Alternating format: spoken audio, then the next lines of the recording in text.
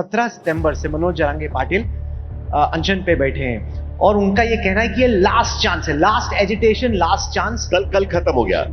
कल अब सवाल ये है कि इस रिजर्वेशन के इशू को आप असेंबली के कॉन्टेक्स्ट में कैसे प्ले आउट होता हुआ देखें? देखिए, इशू तो है ही, और सबसे महत्व की बात यह है कि मराठा समाज को रिजर्वेशन हमने दिया। आज भी 10% रिजर्वेशन मराठा समाज को है।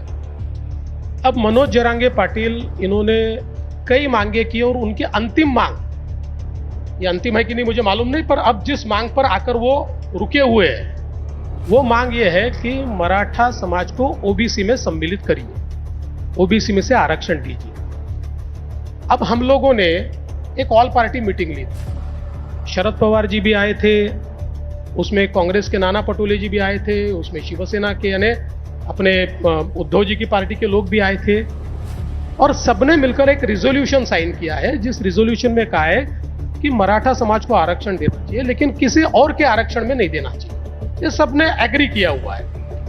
अब मनोज जरांगे पाटिल ये कहते हैं कि मुझे ओबीसी में आरक्षण चाहिए, वो रोज मेरे पर बोलते हैं, वो कहते हैं कि देवेंद्र फडणवीस नहीं देना चाहते, देवेंद्र फडणवीस ने अटकाया हुआ है, देवेंद्र फडणवीस। पहले तो मैंने उनको एक बात साफ शब्दों में कही कि भैया, मुख्यमंत्री और 2 उप मुख्यमंत्री हम जो निर्णय लेते हैं साथ में निर्णय लेते हैं, कोई अलग निर्णय नहीं है। और मेरे मुख्यमंत्री जिस दिन ये कह देंगे कि उनको कोई मराठा समाज के लिए निर्णय लेना और मैंने अटकाया हुआ है, उस दिन मैं इस्तीफा भी दे दूंगा और राजनीति से संन्यास भी ले लूंगा। तो आप पर ही क्यों आरोप लगाते हैं? वो मुख्यमंत्री को स्पेयर कर देते हैं और आप पर ही आरोप लगाते हैं। साहिल, आपसे ज्यादा कौन जानता है? आपको महाराष्ट्र की राजनीति मालूम है। सर आप बताइए, मेरे ऊपर क्यों आरोप लगता है? आपको मालूम है क्यों मेरे मुंह से बुलवाना चाहते हो, क्यों नई कंट्रोवर्सी खड़ा करना चाहते हो? फिर कोई अच्छी हेडलाइन नहीं बनेगी, वही हेडलाइन बनेगी, छोड़ दो।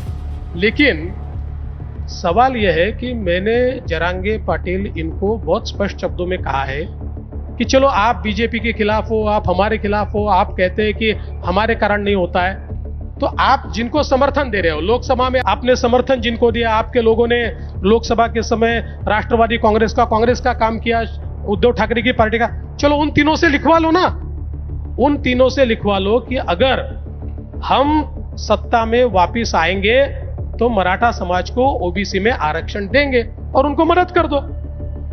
देखिए, ये सारी चीजें जो चल रही है बहुत पॉलिटिकल चल रही है। कई लोगों के कंधों पर बैठकर बंदूकें चला रहे हैं, लेकिन मैं आपको कहता हूं धीरे धीरे लोगों के सामने ये सारी चीजें स्पष्ट होने लगी है और चुनाव में इसका जितना असर लोगों को लगता है उतना असर नहीं होगा।